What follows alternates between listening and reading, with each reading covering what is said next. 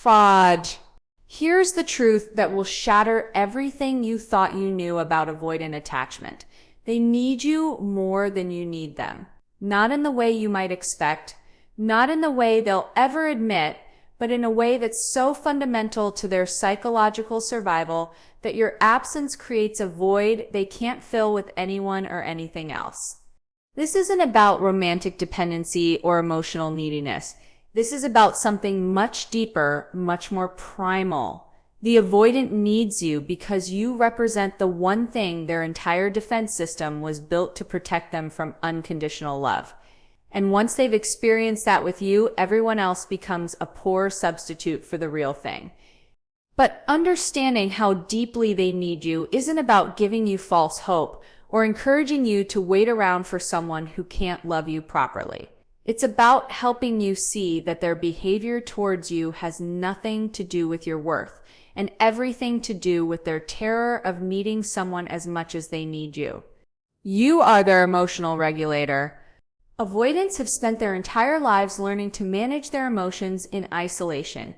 They've become masters at suppressing feelings, compartmentalizing pain, and maintaining emotional equilibrium through sheer force of will. They pride themselves on being self-sufficient, on not needing anyone to help them process their emotional landscape. But when they're with you, something different happens. Your presence doesn't just comfort them, it regulates their entire nervous system in ways they can't achieve alone. You become their external emotional processor, the person who helps them make sense of feelings they can't even identify, let alone handle. This regulation happens so subtly that even they don't realize it's occurring. They just know that life feels more manageable when you're around, that their internal chaos quiets in your presence, that the world feels safer when you're there to witness it with them. Your calm presence becomes the anchor that keeps them grounded when their own emotional storms threaten to overwhelm them. When you're gone, they don't just miss you, they lose their most effective tool for emotional balance. They can function without you, but they can't thrive. They can survive, but they can't truly live. And that difference becomes more apparent with every day you're absent from their life. The avoidant might not understand why they feel more anxious when you're not around, why they struggle to sleep when you're not there, why their mood feels less stable without your presence. They've learned to attribute their emotional regulation to their own strength, not recognizing that you've been the steady force helping them maintain that balance all along. You are their permission to be human. For an avoidant, showing weakness is equivalent to showing incompetence. Needing help feels like admitting failure. Being vulnerable feels like inviting attack. They've learned to equate humanity with danger, emotions with weakness, and needs with rejection. But with you, they discovered something revolutionary. They could be human without being punished for it. They could have bad days without being abandoned. They could express needs without being told they were too much. They could be imperfect without being rejected. They could just exist as a complete human being, rather than a carefully curated version of themselves. You became their safe space to exist authentically rather than performatively. In your presence, they didn't have to maintain the exhausting facade of having everything together. They could admit when they were struggling, ask for help when they needed it, and show the vulnerable parts of themselves they'd learned to hide from everyone else. This permission to be human is so rare in their experience that once they've tasted it, everything else feels like acting. Other relationships require them to maintain their walls, to keep performing strength they don't feel, to hide the parts of themselves that need care and comfort. But you made it safe for them to need, to feel, to be imperfect. The tragedy is that this very permission terrifies them. Being human means being vulnerable, and being vulnerable means risking the kind of pain they've spent their entire life trying to avoid, so they often push away the very person who gives them permission to be themselves, because accepting that permission feels too dangerous. Avoidants don't typically believe in unconditional love. Their experience has taught them that love is performance-based, that affection is earned through achievement, that connection is maintained through perfect behavior. They've learned to see love as a transaction rather than a gift, something they have to work for rather than something they deserve simply for existing. But you changed that fundamental belief system. You loved them when they were difficult. You stayed when they pushed you away. You saw their value when they couldn't show you their heart. You proved that love could exist without conditions, without performance requirements, without the need to earn it through perfection. This revelation doesn't just change how they see your relationship, it changes how they see the possibility of love itself. You become living proof that the thing they've always wanted but never believed in actually exists. You're evidence that someone can love them not for what they do, but for who they are. Once an avoidant has experienced this kind of love, everyone else feels shallow by comparison. Other people love their achievements, their independence, their strength, but you love their humanity, their vulnerability, their imperfections. And that kind of love, once experienced, becomes the standard against which all other love is measured. The cruel irony is that the very love that proves love exists also threatens their entire worldview. If unconditional love is real, then they've been protecting themselves from something beautiful rather than something dangerous. If love doesn't require perfection, then they've been exhausting themselves for nothing. If they're worthy of love simply for existing, then their entire strategy for earning love has been unnecessary. You are their emotional safety net. While avoidants appear independent and self-sufficient, they actually require enormous amounts of emotional safety to function in relationships. They need to know they won't be criticized for their limitations, pressured to be someone they're not, or abandoned when they can't meet someone's emotional needs. You provided that safety in ways they'd never experienced before. You didn't try to fix them or change them. You didn't punish them for their walls or shame them for their fears. You created a space where they could exist as they are while gently encouraging them to grow at their own pace. This emotional safety is so precious to them because it's so rare. Most people eventually get frustrated with avoidant behavior and either leave or become critical. Most relationships eventually become battlegrounds where their emotional limitations are seen as problems to be solved rather than aspects of themselves to be accepted. But you offered something different: acceptance without enabling, patience without passivity, love without losing yourself.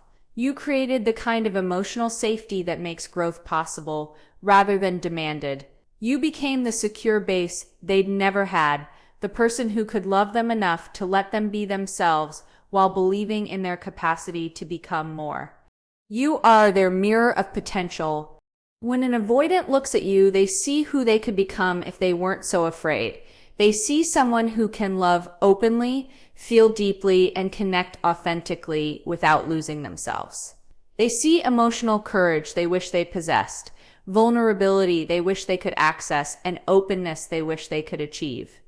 You represent their potential for growth, their possibility for healing, their hope for becoming someone who can love and be loved without fear. You're not just their partner, you're their inspiration for who they could be if they did the work to heal their attachment wounds. This makes you incredibly important to their sense of possibility, but it also makes you threatening. If you can love so openly, what's their excuse for staying closed? If you can be vulnerable without being destroyed, why are they so terrified of emotional exposure? If you can handle their walls with such grace, what does that say about their belief that love always leads to pain? You become a mirror that reflects both their potential and their limitations, their possibilities and their fears. You show them what they could have if they were brave enough to reach for it, but you also highlight everything they're not yet ready to be. You are their hope and their terror. This is perhaps the most complex aspect of how much the avoidant needs you. You represent both their greatest hope and their deepest fear. You're the evidence that the love they've always wanted is possible, but you're also the living reminder of how much they have to lose if they let themselves truly need you. You embody their hope for connection, understanding, acceptance, and genuine love, but you also embody their terror of dependency, vulnerability, loss of control, and potential abandonment. You're simultaneously the solution to their loneliness and the threat to their safety. This internal conflict creates an exhausting psychological tension for them. They need you desperately, but fear that need desperately. They want to get closer to you, but panic when that closeness becomes real. They love you more than they can handle and push you away because they can't handle how much they love you. Understanding this conflict helps explain their confusing behavior. They're not running from you because they don't care. They're running because they care too much. They're not pushing you away because you don't matter. They're pushing you away because you matter more than anything. And that feels dangerous to someone who's learned that caring too much always leads to pain. You are their unfinished business. Even when avoidants leave, even when they claim they don't want the relationship, even when they act like they've moved on, you remain their unfinished business. You represent the love they wanted but were too afraid to accept, the connection they craved but couldn't handle, the relationship they needed but couldn't maintain. This unfinished business follows them into every future relationship, every attempt at connection, every moment when they're confronted with their own loneliness. They carry you with them, not as a memory, but as a living reminder of what they're capable of feeling and what they're missing by choosing fear over love. You become the standard against which all future love is measured, the benchmark for what real connection feels like, the proof that they're capable of loving and being loved more deeply than they ever imagined possible. But you also become the reminder of their own emotional limitations. Their inability to stay present when love gets real, their tendency to run from the very thing they need most. You are their conscience. After experiencing your love, after seeing themselves through your eyes, after being accepted despite their walls, avoidants develop a kind of internal conscience that sounds like your voice. When they're being emotionally unavailable with others, they hear your patience. When they're running from connection, they remember your steadiness. When they're choosing fear over love, they recall your courage. You become the internal voice that reminds them of their capacity for better, their potential for growth, their ability to choose differently. You're the person they hear in their head when they're about to repeat old patterns, the presence they feel when they're being less than their best selves. This internal presence can be both motivating and torturous for them. It motivates them to be better when they're ready to grow, but it tortures them when they're not yet ready to change. Your voice in their head becomes both their inspiration and their judgment, their hope and their shame. You are their North Star. In the confusion of their emotional landscape, in the chaos of their attachment wounds, in the storm of their fears and desires, you become their North Star, the fixed point by which they navigate their emotional world. You become the reference point for what love looks like, what safety feels like, what home means. Even when they're lost, even when they're running, even when they're convinced they're better off alone, they're still navigating by the light you provided. They're still measuring their experiences against the standard you set. They're still trying to find their way back to the kind of love you showed them, even if they're not ready to accept it from you. You remain their emotional true north. Even when they're traveling in the opposite direction, the fixed star that helps them understand where they are and where they're trying to go, even if they're not yet ready to head home. The responsibility that comes with being needed. Understanding how much the avoidant needs you comes with a heavy responsibility. It would be easy to use this knowledge to justify staying in a relationship that doesn't serve you, to excuse their behavior because you understand their wounds, to sacrifice your own needs because you see how much they need your presence.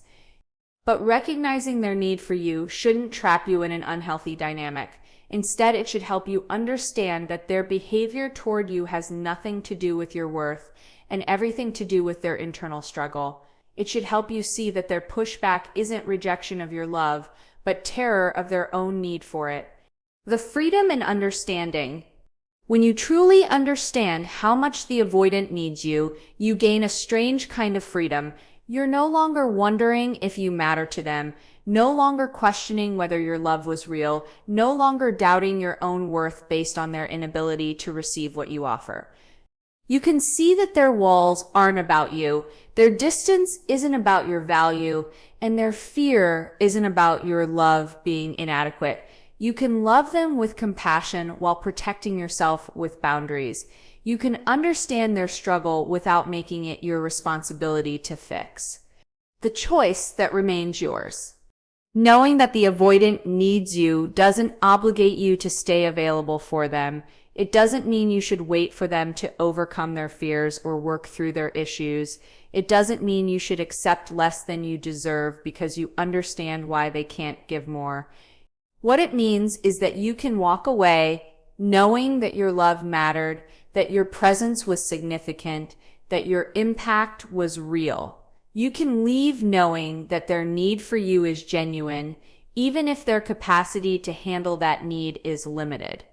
The avoidant needs you more than they can say, more than they can show, more than they can handle. But your worth isn't determined by their ability to receive your love, and your future isn't dependent on their capacity to overcome their fears. You are needed. You are valued. You are significant. And that truth exists whether they can handle it or not, whether they can express it or not, whether they choose you or not. Their need for you is real, but your need to be chosen, valued, and loved consistently is just as real. Understanding their need for you is the beginning of your freedom from needing them to acknowledge it.